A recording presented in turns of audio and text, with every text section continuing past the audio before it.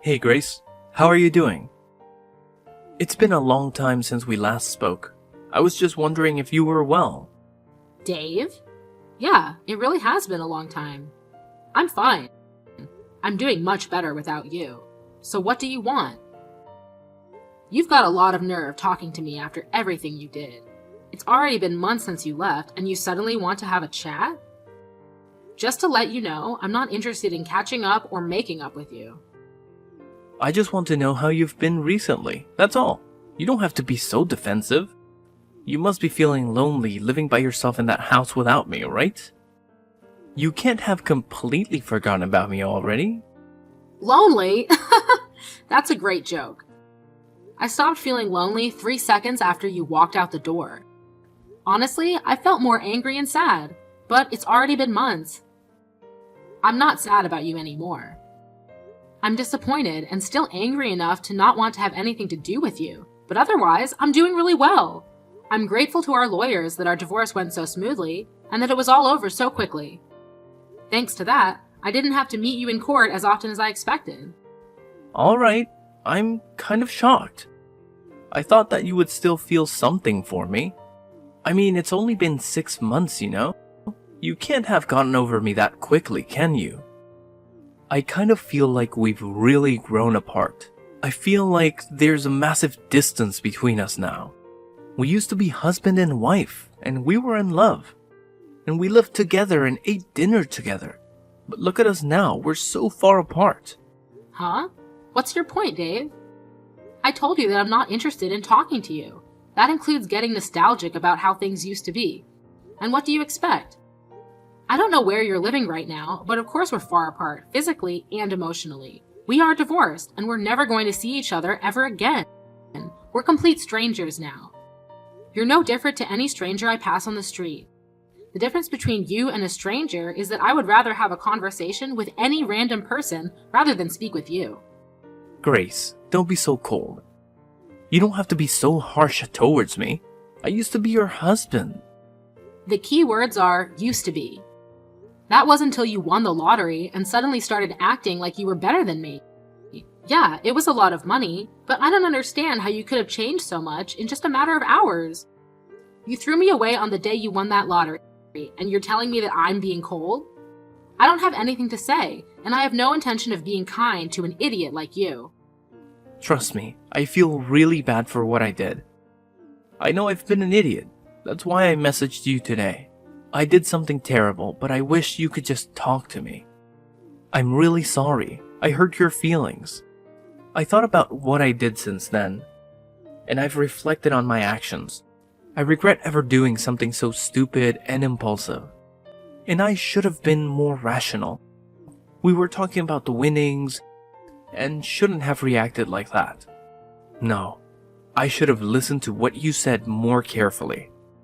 You were being so reasonable about what to do with the money, and I wrecked our marriage because I was so selfish. I regret all of that and more. The fact that you're seeing that now means you're in the situation I predicted you'd end up in all those months ago, right? I hate to rub it in, but I told you so.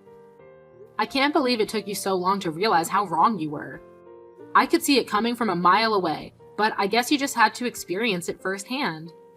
I know I was stupid, and I'm sorry. I finally realized that you warned me that this would happen for my sake. I was too blinded by the money to understand that you're only thinking of me. I wish I could go back in time and change everything, but I can't. I was so stupid, and I regret it all. Yeah, you are so stupid and horrible too. I get that winning $3 million was a big deal. It's a lot of money, and it's not every day that such a large amount of money comes into hand.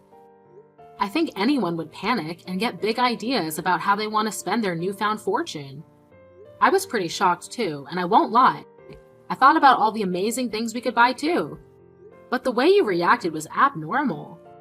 Once you knew you had the winning ticket, nothing else mattered to you. You only cared about yourself and the money. I wasn't thinking straight.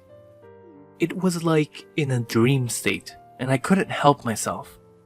All I suggested was that we should be sensible with how we spend the money, and save as much of it as possible for our future together. And keep some money aside in case we had children. I wasn't planning on taking anything from you, and I made no mention of spending it all by myself, but you just started raving, shouting at me that it was your money and that I wasn't allowed to touch a single cent, that it was for you to use the way you wanted to spend it. I never intended to take anything from you, but that's what you assumed, and suddenly, poof, like magic, you were gone, along with the money. You didn't even answer my messages until you sent me the divorce papers. And then you only replied that you would give me alimony if I signed the papers. We had been together for 3 years, but all that went down the drain when you got that money and turned into a completely different man. For weeks, I wondered what those 3 years were, as if they meant nothing to you. After I stopped being sad, I realized that I had already wasted 3 years, and that I shouldn't waste any more time trying to make sense of what you did. I know. I was completely at fault. But it was $3 million. Neither of us had even had a tenth of that amount in our banks at one time. You can imagine why I went so crazy, can't you? Yeah, it's a lot of money, but that doesn't excuse your behavior.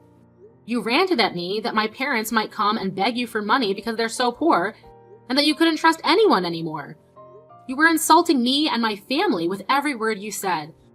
Because you had all this money, you had this ridiculous idea that you were better than all of us. I never knew you could be so hurtful and obnoxious, and I was shocked that you could change so easily because of some money. Well, I didn't mean it.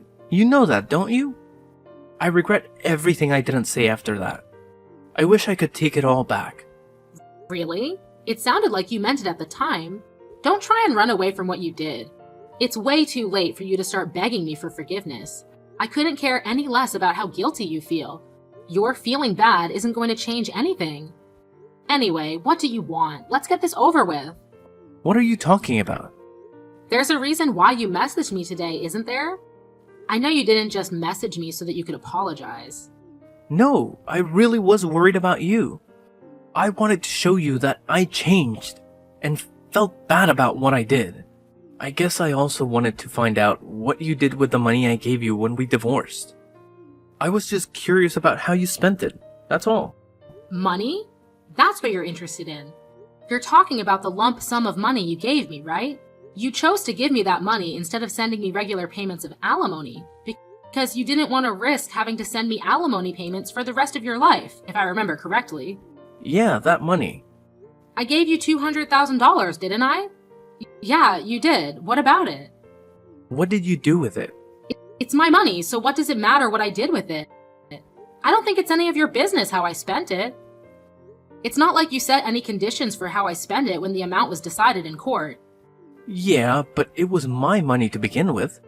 And I think I have a right to know what you've done with it, and decide what you do with it regardless of what was decided in court. And if you have any left, I was wondering if you could return it. Since you're so smart when it comes to money, I was hoping there's a lot left. No way! You can't seriously be asking for it back. It may have been yours when you had it, but it became mine when you paid it to me as compensation. Do you understand the meaning of the word compensate? You're the one that suddenly asked for a divorce, so I was owed alimony. But you didn't want to pay that, and I didn't want to keep on having to meet you in court, so I settled for that money you gave me. I don't have any obligation to return that money to you. That money was owed me, and it's mine. Yeah, it was compensation, but I only gave you a lot of money because I had a lot of money of my own at the time. But I'm having trouble right now, and I need some money. It would be great if you could give it back. To be honest, it's my money, so I shouldn't even have to ask you. What do you mean by trouble? I got married after we divorced. Oh, so the rumors I heard were true. Congratulations, I heard that you married someone. So how did that turn out for you? She ran away with all my money. I never should have married her. What? All of it? Yeah, can you believe it? It was $3 million, so I thought that I didn't have to worry about any of that for the rest of my life. And I thought I could live like a celebrity. So I resigned from my job and had a house built for me and my new wife. We filled it with designer furniture and everything. We even had a bowl put in. We were living the perfect life together until one day she suddenly asked for a divorce. After the divorce was finalized, I realized that all my money had been transferred to her bank account, and she was gone.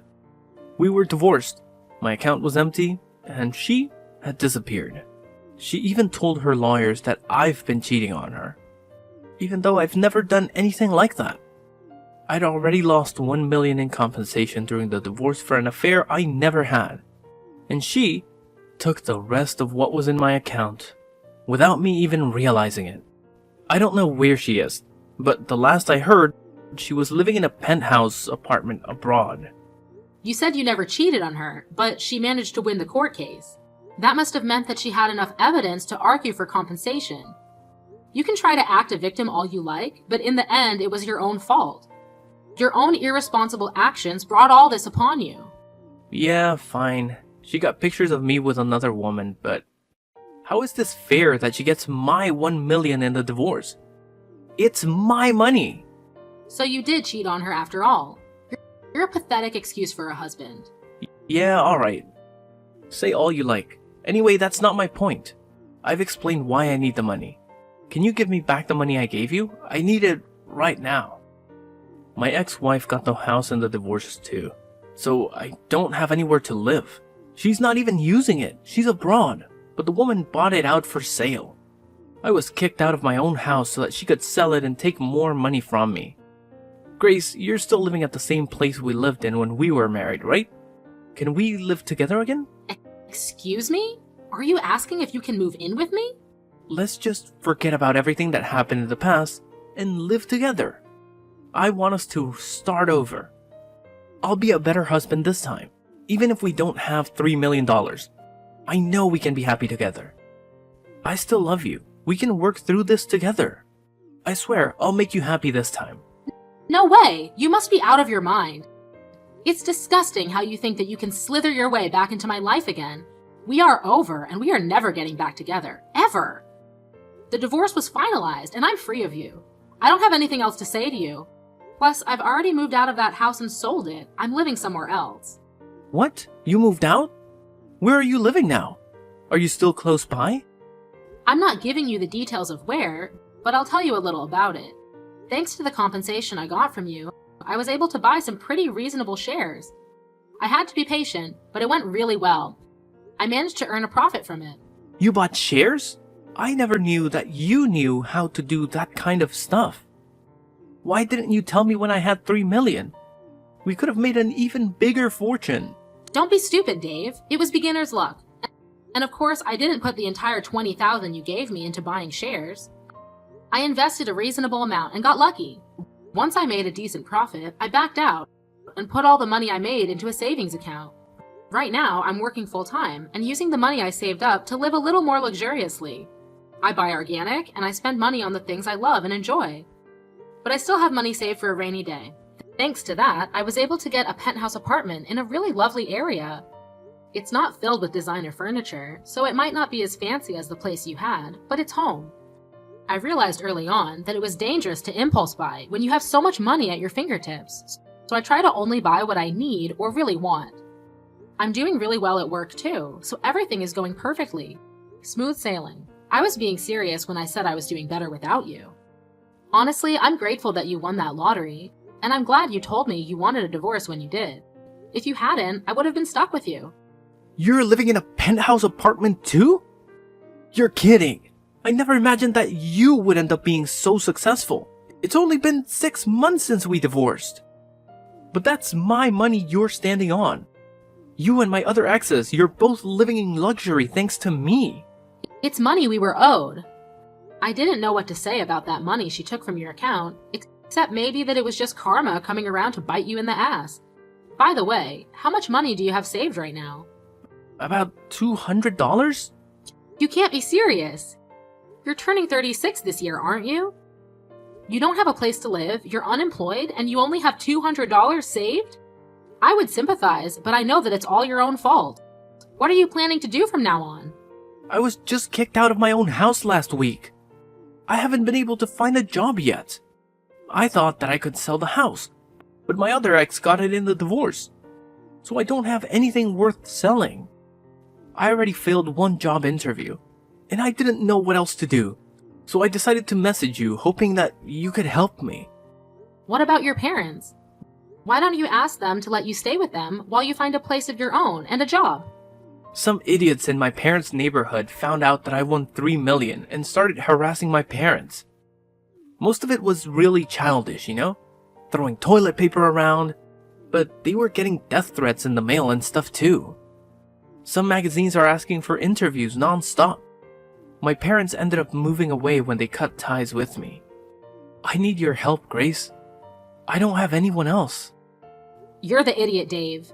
That's the main reason why I warned you about bragging about your win to everyone. Just because you won 3 million doesn't make you better than everyone else. I told you that you shouldn't get carried away, didn't I? But you didn't listen, and you lost a lot of friends and made a lot of enemies in the process. I know. I regret a lot of what I did. I regret not listening to you the most, because none of this would have happened if I just did as you said. That's why I want to get back together again. I need you to keep me in check. Sorry, Dave, but I'm not interested in being your babysitter. We're never getting back together. There's not even a 1% chance of it happening. Why not? I'm not asking you to be my babysitter. I want us to be husband and wife again. We didn't get divorced because we stopped loving each other. You still love me, don't you? We can get back together again. You must be joking. You're the only one that thinks we still have a chance. I don't know whether you actually still have any feelings for me, or if you're just saying all this because you want money. But either way, it doesn't change how I feel about you. The second you said you wanted a divorce, I hated you from the bottom of my heart. You chose your money over me. You made that really clear during the divorce. Now I'm indifferent. I couldn't care less about what happens to you. Don't say that. That hurts more than being told you hate me. Please, I'm begging you for help. Could you at least have some pity for me? I need your help. We used to be married, remember? We spent 3 years living in the same house. We can forget about everything and start new things together. No thanks. You're the one that asked for a divorce despite 3 years we spent together, so don't bring it up as a reason to get back together. Then could you at least lend me some money? That's all I ask for. You said you've got money saved up. You can spare some, can't you? You made that money because of the money I gave you. You owe me. Come on, I don't even have a place to live. I'm begging you, Grace. Help me out. I don't have anyone else to turn to. I don't have any obligation to help you. You won $3 million, and you told me that you didn't trust me with your money, saying that I might waste all of it on shopping sprees. Only God knows where you got the idea that I would do that. You said you wanted to spend it how you liked and demanded I sign the divorce papers. And you left, taking all of your money with you. Well, I'm telling you now that I'm free to spend the money that I have however I like, including the money I got as compensation. I don't have a single cent to give you. Then what am I supposed to do? The reason why you have so much money right now is because of the money I gave you. Don't you feel any gratitude towards me?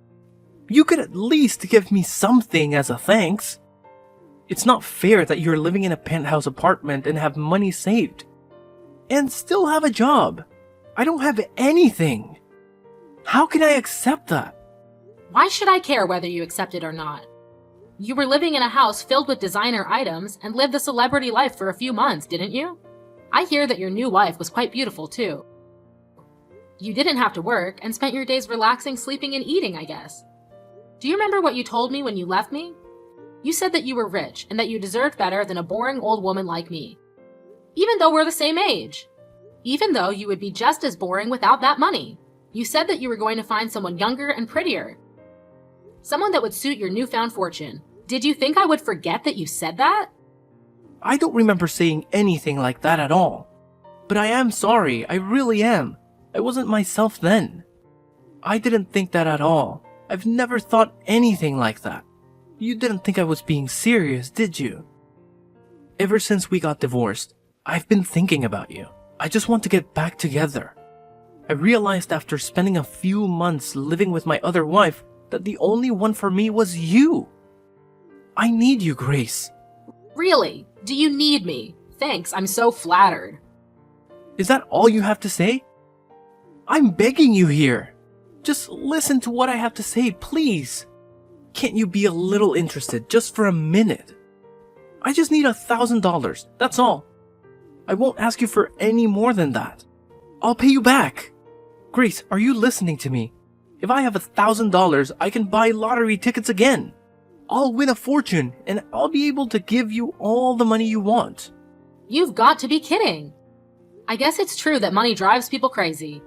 You hear a lot in the news about how people spend their winnings on something ridiculous. But I think you've outdone all of them. I've never heard of anyone that had to beg their ex for money to bet their chances on a second win. If you think that's the way out of your problems, then there's no helping you. What do you mean there's no helping me? You can help me. I just need money. We can fix everything if we get back together and help each other through this. I want to start over with you. I love you. Don't you love me back? Don't you feel sorry for me? You don't love me. You just love that I have something you don't. My money. And I don't need anything to be fixed. My life is as great as it is now. It's not perfect yet, but you're not the one that will make it perfect. You need to learn to fix your behavior and fix your problems yourself. Don't bother me anymore. I do love you. I only have you. Give me back my money. It's not yours. I made this money because of the decisions I made. You lost yours because of the decisions you didn't think through. Don't ever message or call me ever again. You asshole. Let me give you the same parting gift you gave me. I deserve better than a boring old man like you. I'm going to find someone that loves me and live happily ever after without you. I'll be blocking your number, so don't try to contact me. Goodbye. After that, I blocked Dave's number and blocked him on all the social networking they were connected on. Later on, I was able to forget about Dave pretty easily and was enjoying my peaceful life without him. I was living my ideal life, focusing on my career and coming home to the apartment I had taken care to furnish with the things I loved. Dave, however, had used up what remained of his savings and still couldn't pass an interview because of his obvious lack of work ethic. He didn't change his attitude and blamed the interviewers for not passing him as a result. He started borrowing money from loan sharks, and with that money, he began gambling at his nearest casino. Of course, it wasn't that easy to make a fortune, and the gambling only made his debt bigger and bigger. He was digging his own grave, but he still didn't change his attitude after realizing how big his debt had gotten. He became desperate, but instead of trying for another job interview, he tried to steal money from a convenience store and was caught by the police. I found out about Dave's arrest on the morning news, but was too indifferent to care. I only remarked that money really does drive people crazy, and went on about my day as I usually would. All in all, Dave was just another stranger to me now. Screw him!